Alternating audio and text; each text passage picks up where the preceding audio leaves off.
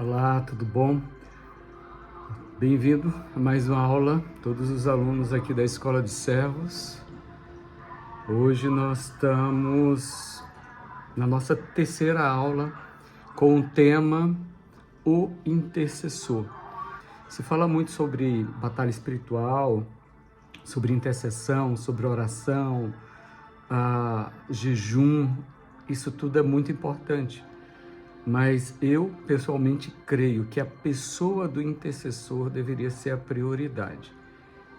Porque se nós não estivermos conscientes de tudo aquilo que nos cerca e de como nós devemos estar diante de todas as realidades espirituais, talvez a gente não consiga acessar a potencialidade de todas essas armas espirituais que nos são dadas através do Senhor, como o jejum, a oração, a intercessão, a adoração, como as armas espirituais reveladas na palavra. Então, em primeiro lugar, eu creio que nós devemos estar voltando as nossas atenções para nós mesmos. E esse é a linha que nós vamos seguir. Hoje é a terceira aula e vamos dar início ao tema. E o tema é o seguinte: como nos portar diante de Deus, do mundo e das hostes malignas, do diabo e suas hostes malignas. Uma das primeiras coisas que nós precisamos entender é que nós temos que aprender do Espírito. Nós temos que aprender do Espírito. Por quê?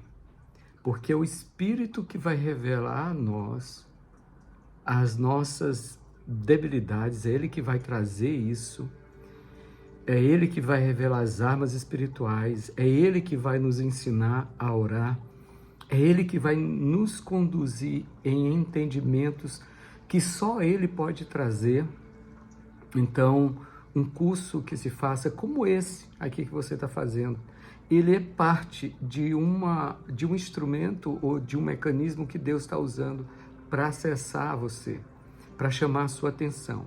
Mas quem vai te conduzir verdadeiramente em todas as mudanças que eu preciso, que você precisa, é o próprio Espírito de Deus. Então, a primeira coisa que nós precisamos entender é isso. É importante nós termos um aprendizado, é importante nós pegarmos um livro para nós lermos, é importante nós assistirmos uma aula, é super importante. São pessoas que estão sendo usadas por Deus para revelar a você alguma coisa, para chamar a tua atenção.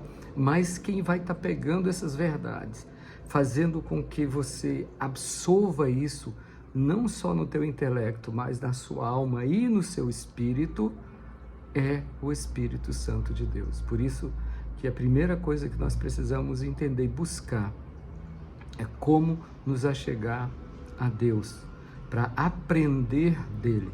Por isso que o nosso tema na Escola de Servo é: venha estudar conosco para aprender do Espírito Santo. Não do pastor Beethoven, não da pastora Pauliana, não da pastora Aline, não de outros pastores que vão estar aqui, mas do Espírito Santo através de mim e de outros irmãos, de outros pastores, da pastora Gláucia, que vai estar ministrando para vocês também, ok?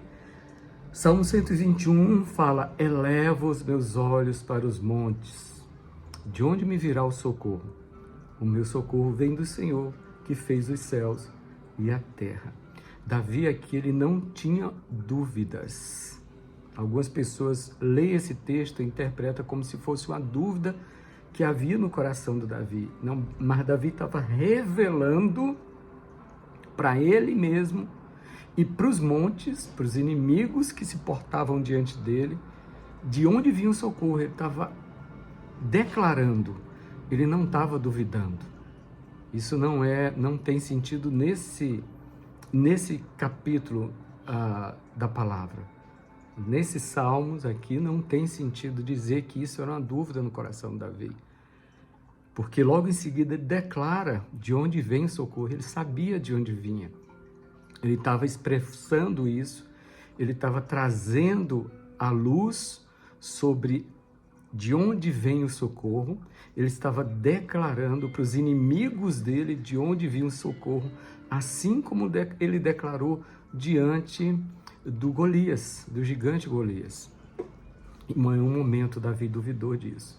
E essa é uma característica que nós devemos buscar do Espírito Santo. Uma fé inabalável, uma posição diante dos montes, diante das estruturas que vão se levantar contra nós, desse entendimento de onde vai vir o meu socorro. O meu socorro, ele vem do Senhor que fez os céus e a terra. Essa é uma verdade que nós precisamos estar ministrando, que o Espírito Santo precisa estar ministrando, nós precisamos estar declarando, profetizando isso para a nossa alma. Precisamos estar declarando isso. Precisamos estar implantando em nós essa verdade. Implantando em nós essa verdade, porque todos os dias nós vamos lidar com estruturas que vão vir contra isso, que vão se levantar contra. E aí eu preciso estar com a minha armadura no lugar. Eu preciso estar com a palavra de Deus ali preparada. Amém? Na minha boca, eu preciso estar com o escudo da fé. Eu preciso me posicionar diante dessas estruturas. A primeira coisa que como intercessor nós temos que ter, não é só um entendimento. Eu compreendi, pastor. Não, eu entendi. Eu fiz a tarefa. Eu executei isso aí, isso ou aquilo, de uma forma mecânica. Mas nós precisamos trazer essas verdades para dentro de nós. Nos aprofundar no entendimento, ao ponto desse entendimento ser incorporado em nós, fazer parte da nossa estrutura interior, fazer parte da nossa mente. É a palavra de Deus sendo implantada. A palavra de Deus sendo ministrada no nosso entendimento através do poder do Espírito Santo. E um dos problemas que a gente passa é porque esse implante da palavra, essas verdades reveladas que vão ser implantadas em nós, elas vão ocupar um espaço na nossa vida. Elas vão vir para, digamos assim, desapropriar algumas estruturas em nós que foram estabelecidas através da nossa cultura, através da nossa família, através da nossa cultura familiar, através do nosso entendimento, através do mundo, através de forças espirituais malignas que nós tivemos acesso de forma direta ou indireta. A gente foi formado como uma estrutura do mundo. Nós nascemos em um mundo caído, nós nascemos em um mundo onde Satanás é um príncipe, é um principado, é um governante.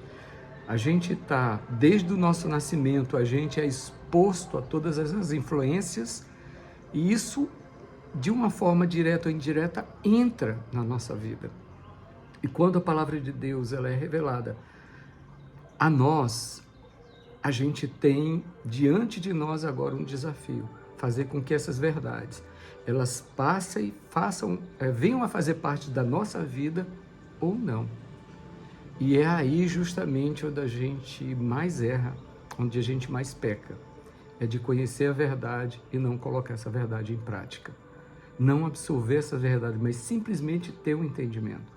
Muitas das vezes isso acontece porque essas verdades, elas vão requerer de mim e de você que nós venhamos abrir mão de algo, que nós venhamos nos abster de alguma coisa que é bom, entre aspas, para a nossa alma, é bom para nós, a nossa carne, a nossa estrutura humana gosta daquilo. Porém, as verdades de Deus, muitas das vezes, elas são contrárias a tudo aquilo que nos satisfaz a nossa alma, satisfaz os nossos desejos. E quando há esse risco, esse perigo de nós perdermos algo que nós gostamos, que nos satisfaz a nossa alma, os nossos interesses, aí a gente tem dificuldade de fazer essa substituição, de fazer essa mudança, Eu vou fazer uma comparação muito grotesca, talvez. Quando você tem que parar de tomar café sem açúcar. Eu estou falando isso porque eu passei essa experiência. O meu café era doce, eu gostava de café doce com pão e pão com muita manteiga, e manteiga bem salgada. E eu tive que mudar isso. Eu fui obrigado a mudar por uma questão de saúde. Não foi uma mudança prazerosa. Não foi. Para mim, um café sem açúcar até hoje não é algo assim tão, uau, saboroso. Mas eu estou tomando café sem açúcar. E me adaptei. Gosto. Às vezes naturalmente, eu já ponho o café e tomo.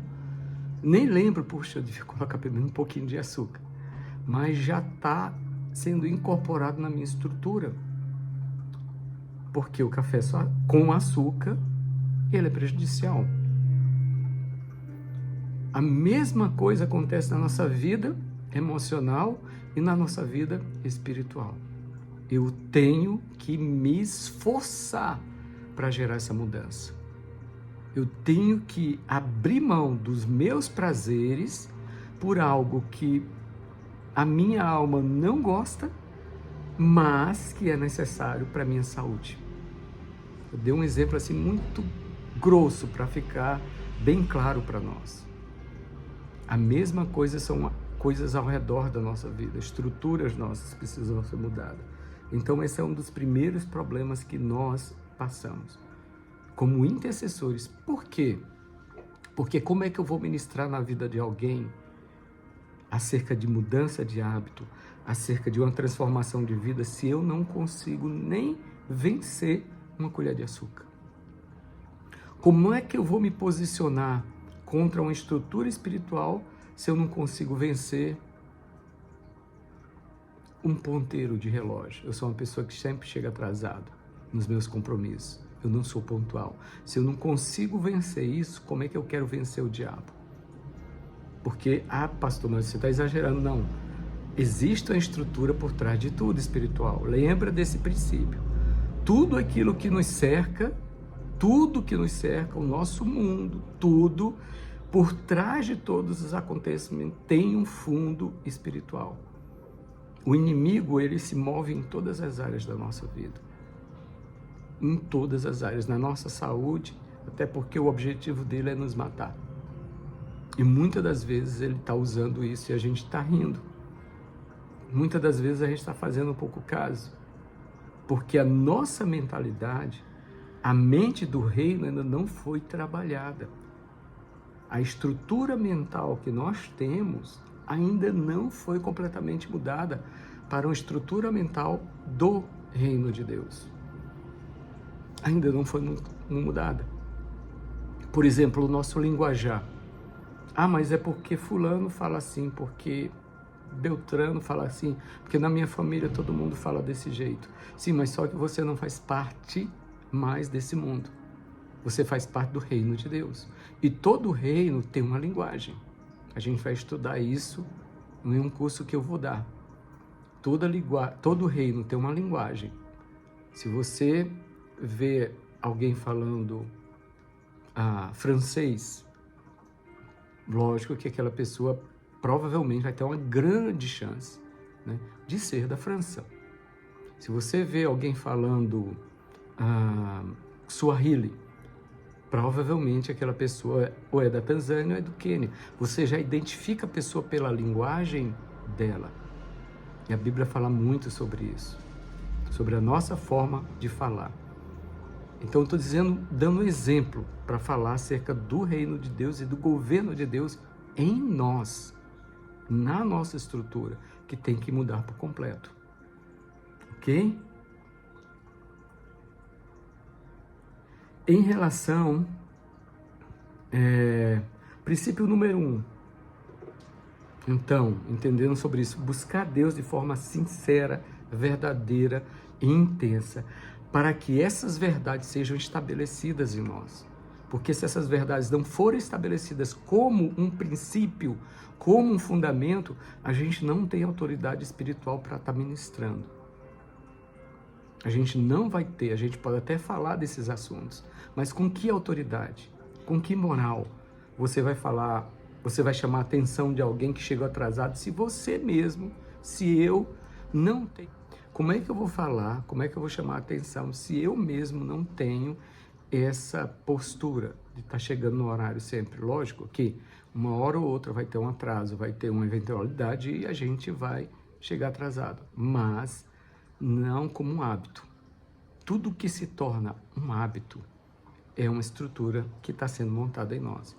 E se essa estrutura ela não condiz com a estrutura do governo de Jesus na nossa vida, precisa ser transformada, precisa ser arrancada. Ok? Então, esse é um princípio. Buscar Deus de forma intensa, sincera e verdadeira para que essas estruturas possam fazer parte da nossa vida. Em relação a vigiar, o conceito diretamente significa que nós devemos estar alertas. Dentro desse conceito de vigiar, nós temos que entender que tem um equilíbrio para andarmos e vivermos nesse conceito. Nós não podemos estar o tempo todo vivendo no mundo espiritual. O equilíbrio nesse conceito é saber que temos alguém que nos guarda e nos protege.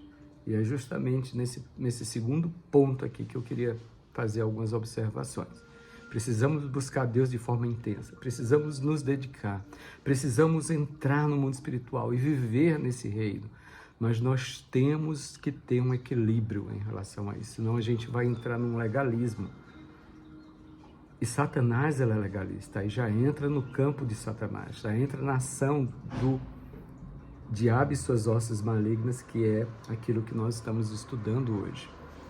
Então eu tenho que ter um equilíbrio. Eu tenho que viver no reino de Deus? Tenho. Mas eu tenho que ter um equilíbrio. Jesus vivia no reino de Deus completamente, vivia, mas ele tinha um equilíbrio. Se ele fosse legalista, ele tinha apedrejado aquela mulher que foi pega em adultério, independente dele ter pecado ou não. Porque o legalismo, ele é muito próximo ao religioso. O religioso, ele é legalista. Ele ameaça, ele executa, sem eles mesmos viver as sentenças. Então a gente precisa ter muito cuidado com isso, principalmente nós que ministramos, que temos uma vida de entrega ao Senhor, principalmente nós que temos um chamado e às vezes é exigido de nós uma postura de santidade e às vezes a gente assume uma roupagem onde você já não tem mais, você já não vive a vida comum do seu lar, você já perdeu aquela questão da humanidade, de poder olhar para as pessoas também de uma forma mais comum, de uma forma mais natural, não só com os olhares espirituais, não só com aquela questão de discernir a situação. Na aula que eu dei eu dei um exemplo muito claro de mim mesmo, que eu cheguei a um ponto que eu tive que pedir para Deus retirar de mim os dons espirituais, a visão, o discernimento do Espírito, porque eu ficava ligado 24 horas. Eu saí para fazer uma viagem de descanso e eu não conseguia. Nessa viagem de descanso eu mapeei a cidade quase toda. Quando os meus líderes me perguntaram, e aí, como é que foi os 3 dias de descanso, como é que você saiu, como é que foi, deu para descansar, deu para dormir e tal. E eu, com muito orgulho, falei, nossa, foi muito legal. E eu consegui mapear a cidade quase toda. E eu escrevi, eu acho que umas 6 páginas de caderno, falando sobre a realidade espiritual da cidade. Eu andava na cidade e, na maioria das vezes, a minha visão aberta. Eu orando em línguas. e vendo as realidades espirituais. Só que eu fui ali para ter um tempo com a minha família de descanso e eu não consegui. Fui reprovado. E às vezes o intercessor acha que ele é o cara, né? Porque ele vai, né, já vê os demônios do mundo espiritual, já tem discernimento. E eu fui reprovado. E os meus líderes ficaram preocupados com isso, ao ponto deles me orientarem a pedir para Deus para remover os dons, porque eu não conseguia mais me desligar. Eu era o tempo todo ali. E eu pedi ao Senhor, Senhor, ou o Senhor me dá um equilíbrio, ou o Senhor remove os dons. A forma de Deus me dar o equilíbrio foi remover os dons. É tão complicado que se a pessoa falar isso para o intercessor, ela vai dizer, não, irmão, que é isso? Eu vou conseguir, mas na verdade é porque ela não quer. E eu falei, Senhor, se for necessário, retira. Porque eu não quero perder a minha vida comum com a minha família.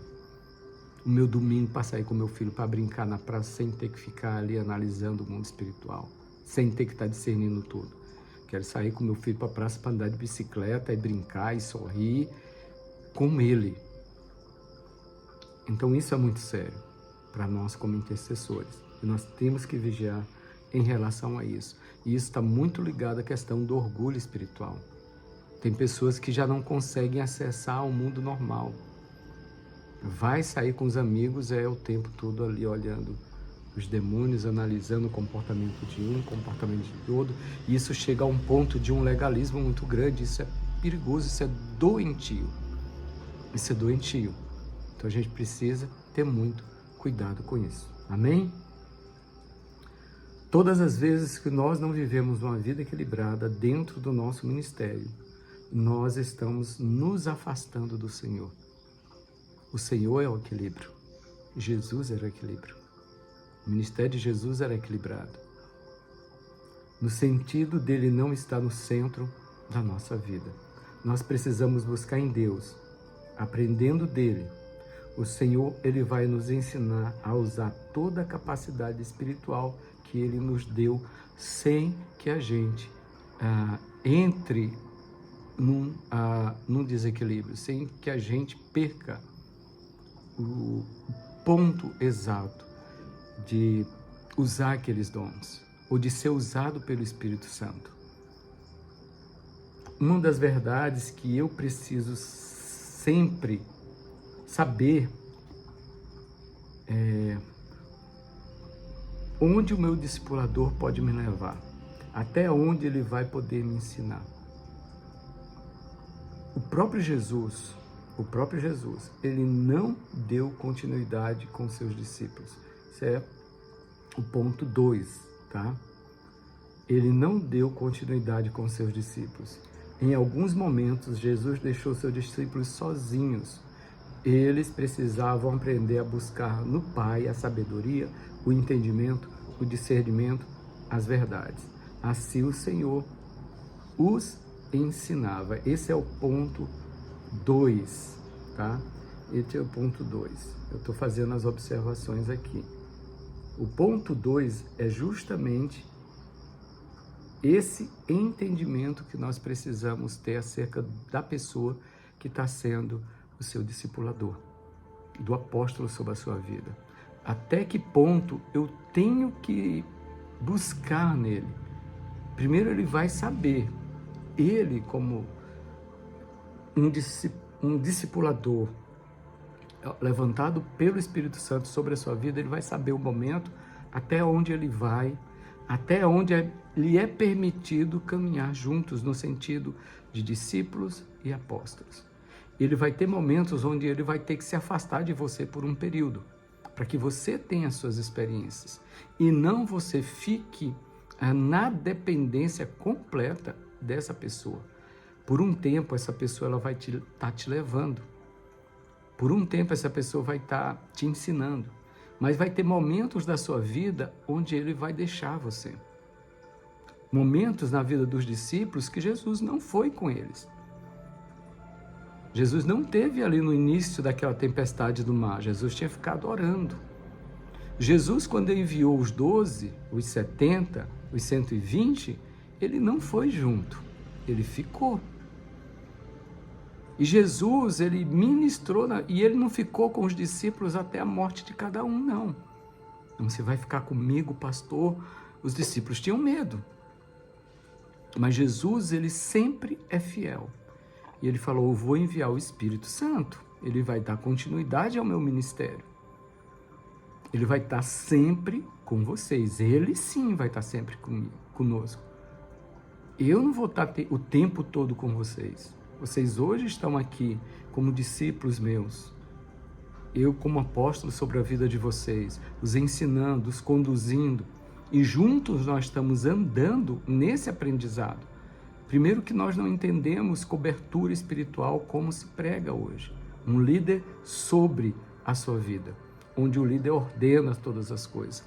Nós entendemos na escola de servos que nós somos discípulos de Jesus. Jesus, o Senhor é a nossa cobertura.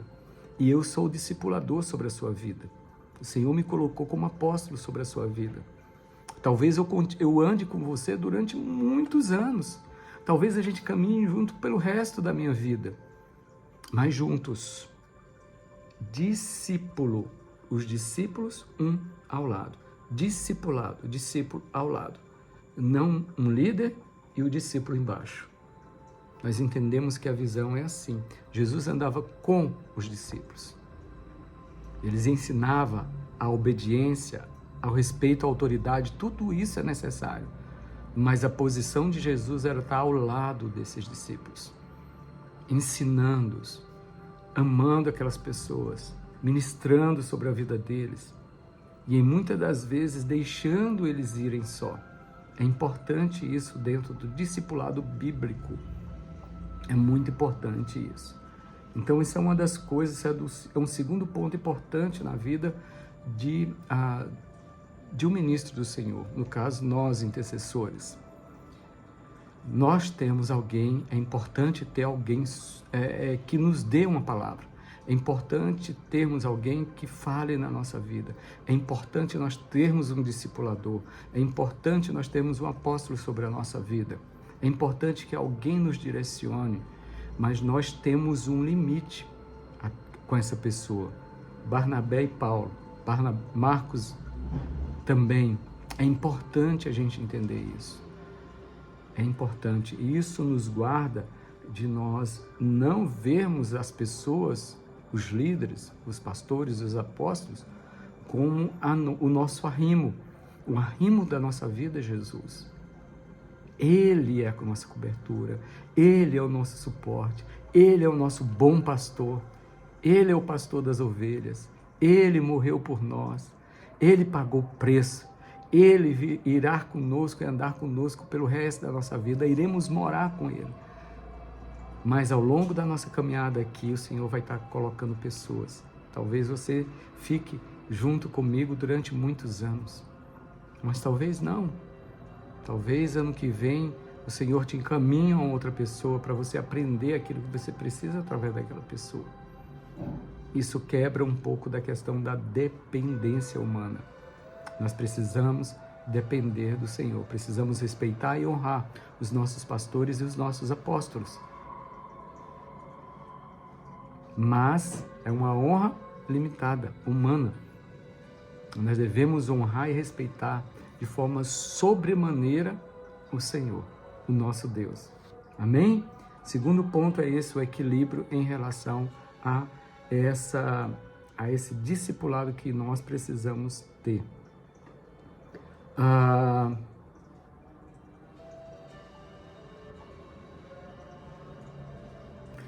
No livro de 1 João, capítulo 1, versículo 1, diz o seguinte: o que era desde o princípio, o que temos ouvido, o que temos visto com os nossos próprios olhos, o que temos contemplado e as nossas mãos apalparam com respeito ao verbo da vida. Se já nascemos de novo, somos seres sobrenaturais, nascidos do Espírito Santo, e ficamos com os nossos sentidos naturais intensificados. Esse daqui é o ponto 3, tá? Esse daqui é o ponto 3.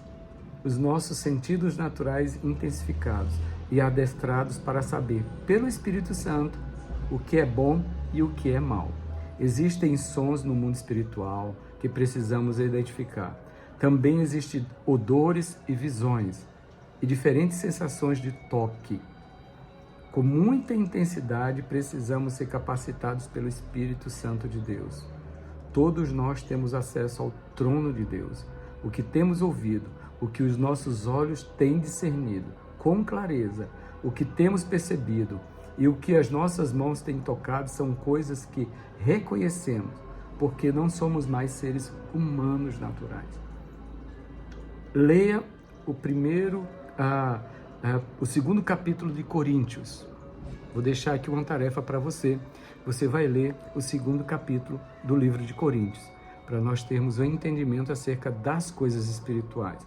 Esse terceiro ponto aqui, eu queria estar me referindo a esse entendimento que nós precisamos ter do Espírito Santo. Porque muitas das vezes, o ponto 2 da minha dependência, digamos, com os pastores, isso vai fazer com que eu fique bloqueado ou eu não consiga ter acesso aos ensinos do Espírito. Se eu ponho o Beethoven como, nossa, é o Beethoven que vai me ensinar, não, é o pastor fulano de tal, meu Deus, gente, isso pode trazer um impedimento para mim de ouvir o Espírito. Eu só ouço fulano. É porque é mais fácil, já está tudo mastigado. Eu não preciso ter tempo na presença de Deus, eu não preciso gastar, porque fulano de tal já recebeu a revelação toda, é só ir lá e pegar. Mas não deve ser assim. Não deve ser assim. Você precisa ter acesso, e você tem acesso ao trono da graça. Aquilo que o Espírito Santo revelou, pastor fulano de tal, ele teve um tempo dele com o Pai. Ele buscou, ele gastou horas ali na presença de Deus, orando, lendo a palavra. Ok? Aquilo dali foi uma revelação que Deus entregou para ele e passou para a igreja. E muitas das vezes a gente quer viver das revelações dos outros, do ensino dos outros.